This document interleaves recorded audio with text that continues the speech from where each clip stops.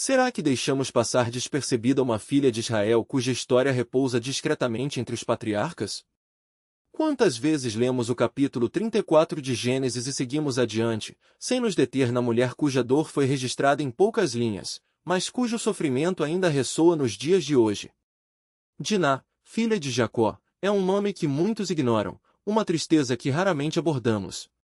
Esse trecho das Escrituras é verdade, e por meio dessa verdade Deus fala a todo coração esquecido, a toda voz silenciada pela dor. Hoje, voltamos a esse relato com cuidado e respeito, não para especular ou transformar o texto em espetáculo, mas para ouvir. Se você acredita que a Bíblia tem algo a dizer mesmo em seus momentos mais difíceis, acompanhe-nos. Diná aparece apenas brevemente no Antigo Testamento, mas sua história carrega um peso profundo. Tudo o que sabemos sobre sua experiência direta está contido em um único capítulo, Gênesis 34. A narrativa a apresenta de forma simples: Diná saiu para ver as mulheres da terra. Isso é descrito como uma visita social comum, uma jovem saindo para conhecer e talvez interagir com outras mulheres da região. O texto menciona apenas o que ela fez e qual era sua intenção: observar as mulheres daquela terra. No entanto, o contexto em que essa breve descrição se insere é fundamental. Jacó e sua família haviam acabado de chegar a Canaã. Estavam vivendo perto da cidade de Siquém, estabelecendo-se como estrangeiros em uma terra que ainda não lhes pertencia. Esse cenário forma o pano de fundo para o que viria a seguir. O relato passa de uma descrição tranquila para uma violência repentina. O que começara como um passeio comum, algo que deveria ser seguro e rotineiro, torna-se o momento em que a vida de Diná é marcada por uma violação. A transição da normalidade para a injustiça é abrupta, assim como muitas vezes acontece na vida real para quem sofre esse tipo de violência. As Escrituras descrevem o ocorrido com palavras diretas e sem rodeios: Siquém, filho de Amor, a viu, tomou-a e deitou-se com ela à força. Não há suavização no texto. O ato é claramente apresentado como algo feito a Diná, não compartilhado com ela. A expressão à força não deixa margem para dúvidas. A Bíblia não chama isso de mal-entendido, de um momento de paixão ou de um encontro mútuo. Ela nomeia o que aconteceu como coerção, abuso de poder e violação da dignidade de Diná. Em poucas palavras, o texto identifica o ocorrido como um ataque e uma agressão. O relato não entra em detalhes gráficos, não descreve o corpo de Diná nem recria a cena para causar impacto. As Escrituras honram a experiência dela ao nomeá-la com clareza e verdade. Sua dor não é ocultada, minimizada ou apagada. Ao mesmo tempo, seu sofrimento não é transformado em entretenimento ou espetáculo. Gênesis 34, 1-2 mostra uma maneira de falar sobre injustiça que é honesta, mas não exploradora, oferecendo detalhes suficientes para afirmar a realidade do erro, sem sensacionalizar o sofrimento de uma pessoa vulnerável. Após a agressão, a história toma um rumo surpreendente e perturbador. Somos informados de que a alma de Siquém se apegou a Diná. Ele amou a jovem e falou-lhe com ternura. Independentemente do que ele chame de sentimento, não se trata do amor que as Escrituras celebram. Não é o amor que se doa, que honra e protege. O texto não descreve isso como arrependimento ou restauração. Ele registra os fatos, não as motivações. E jamais ameniza a realidade de que o ato foi uma violação. Siquém, então, recorre a seu pai, Amor, e pede que ele arranje o casamento. Mais uma vez, o desenrolar da história é movido pelos homens ao redor de Diná, não por sua própria voz.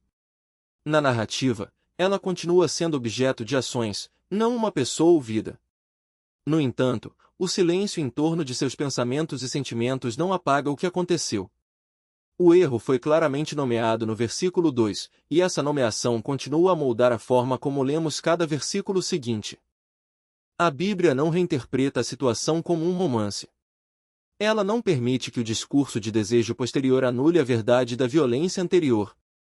Quando Jacó fica sabendo que sua filha foi desonrada, o texto diz que ele se calou até que eles viessem. Ele espera os filhos retornarem antes de agir ou falar. Não é dito se estava irado, com medo, envergonhado ou entorpecido. Tampouco a descrição das emoções de Diná. Não há monólogo interior, grito registrado ou lágrimas descritas. Esse silêncio pode ser difícil para os leitores que desejam saber mais. Contudo, a contenção do relato deixa espaço para a tristeza sem nos forçar a especulações. As Escrituras não se apressam em explicar a reação de Jacó nem exigem que tiremos conclusões sobre o estado emocional de Diná. Quando os filhos de Jacó retornam do campo e tomam conhecimento do ocorrido, o silêncio finalmente é rompido. Gênesis 34, 7 diz que os homens ficaram muito tristes e irados, porque Siquém havia cometido uma loucura em Israel, deitando-se com a filha de Jacó. A reação deles é descrita com palavras fortes. Eles se sentem profundamente ofendidos, consumidos pela indignação.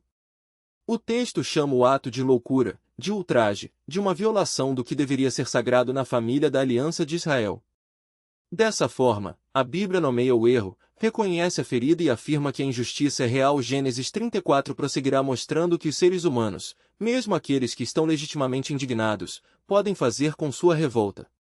Como a dor e a fúria, quando não guiadas pela justiça e sabedoria de Deus, podem levar a novas formas de injustiça. Após o choque inicial da violação, a narrativa avança para uma negociação. Amor, pai de Siquém, assume o papel de porta-voz e se aproxima de Jacó e seus filhos. Ele faz um apelo baseado em relacionamento e oportunidade. Em Gênesis 34, 8, 10, Amor propõe que Diná seja dada a Siquém como esposa e que, em troca, as famílias se unam por meio de casamentos. Deem-nos as suas filhas e tomem as nossas filhas para vocês. Habitem conosco, a terra está diante de vocês, habitem nela, negociem e adquiram propriedades. Siquém reforça o pedido, prometendo pagar qualquer dote ou presente que exigissem.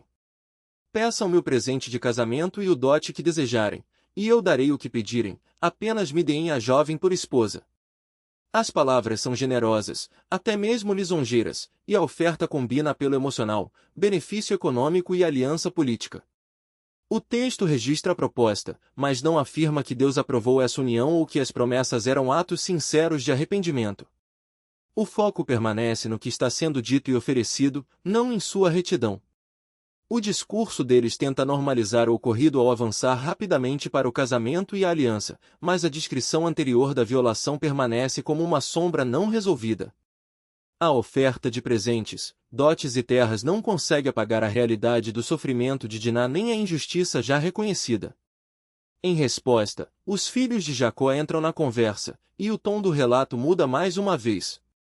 Dado que precisamos saber, não tudo o que gostaríamos de saber. O silêncio do texto, porém, não é vazio. Ele nos convida a refletir sobre o que está presente, não sobre o que está ausente. A ausência de palavras de Diná não significa que sua dor seja irrelevante, ao contrário, ela é o centro invisível ao redor do qual toda a narrativa gira. Sua história não é contada por meio de discursos, mas por meio das reações que provoca, a vergonha de Jacó, a fúria dos irmãos, a violência que se espalha como uma mancha. O que não é dito grita mais alto do que as palavras que poderiam ter sido escritas. Da mesma forma, a falta de um desfecho redentor não é um descuido, mas um espelho da realidade humana. Nem toda injustiça é reparada neste mundo, nem todo sofrimento encontra consolo imediato.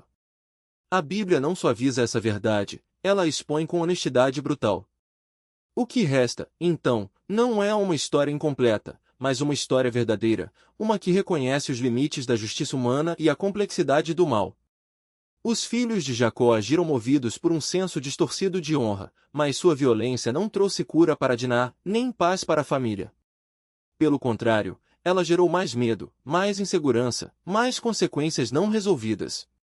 Jacob, ao confrontar Simeão e Levi, não questiona a moralidade de seus atos em si, mas o perigo que eles trouxeram para toda a família.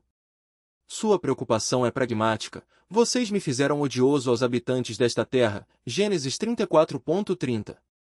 Ele não nega a gravidade do que aconteceu com Diná, mas também não oferece uma solução que vá além do medo das represálias. Não há um plano de restauração, nem uma palavra de conforto para a filha. O texto não registra se ele sequer a procurou para conversar, para ouvir, para chorar com ela. A narrativa segue adiante, deixando para trás não apenas Diná, mas também as perguntas que sua história levanta. O que significa justiça quando a violência gera mais violência? Como lidar com a dor quando as respostas humanas só aprofundam o abismo?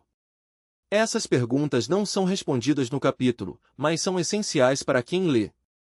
A Bíblia não oferece aqui um manual de como agir em situações semelhantes, mas expõe a realidade nua e crua de como os seres humanos, mesmo aqueles que carregam o nome de Deus, muitas vezes falham em responder ao mal com sabedoria. A ira de Simeão e Levi, embora compreensível, não produziu justiça, apenas mais destruição. E a omissão de Jacó, embora menos violenta, também não trouxe alívio. O que fica é a constatação de que, diante do sofrimento, as escolhas humanas são frequentemente marcadas pela imperfeição, pelo medo ou pela fúria, e não pela redenção. O capítulo termina com uma nota de tensão não resolvida. Jacob e seus filhos deixam Siquém, mas não deixam para trás as consequências de seus atos. A terra que deveria ser um refúgio agora é um lugar de perigo. A família que deveria ser um exemplo de aliança está dividida entre a vergonha e a culpa. E Diná, cuja história desencadeou tudo, permanece em silêncio, não porque sua dor seja insignificante, mas porque, às vezes, a dor mais profunda é aquela que não encontra palavras. O texto não nos dá um final feliz, mas nos dá algo igualmente importante, a verdade. E a verdade, mesmo quando dolorosa, é o único terreno sobre o qual a verdadeira restauração pode ser construída. Carrega uma dor que poucos reconhecem. Senhor, Tu conheces os nomes daqueles cujas histórias não são contadas, cujas lágrimas não são enxugadas, cujas vozes não são ouvidas. Hoje, lembramos de Diná, mas também de todos os que, como ela, sofreram injustiça e permaneceram nas sombras da indiferença. Dá-lhes a certeza de que não estão esquecidos diante de Ti. Pai, perdoa-nos pelos momentos em que nos calamos diante do mal, em que preferimos a comodidade à compaixão, em que confundimos justiça com vingança. Ensina-nos a ser como Teu Filho, que não quebrou a cana rachada nem apagou o pavio que fumegava, mas estendeu as mãos aos feridos e os chamou pelo nome. Que a Tua Igreja seja um lugar de refúgio, onde os quebrantados encontrem segurança, onde os oprimidos sejam defendidos e onde a verdade seja dita com amor, sem medo. Senhor, quando as respostas não vêm, quando o silêncio parece pesado demais, ajuda-nos a confiar no Teu caráter. Tu és o Deus que ouve o clamor do aflito, que não desvia os olhos da injustiça e que, no tempo certo, faz todas as coisas convergirem para o Teu propósito de redenção. Que essa verdade seja a âncora de nossas almas, mesmo quando não entendemos os caminhos que percorremos. E agora, com gratidão por Tua palavra que não nos poupa da realidade, mas nos sustenta nela, pedimos que abençoes cada um que ouviu estas palavras. Que a história de Diná não seja apenas um relato distante, mas um chamado à ação, para que vivamos como povo que reflete a Tua justiça, a Tua misericórdia e a Tua fidelidade. Em nome de Jesus, amém. Que essa oração não seja apenas um momento passageiro, mas um compromisso renovado de viver à luz do que aprendemos. A Bíblia não nos dá todas as respostas, mas nos dá o suficiente para confiar.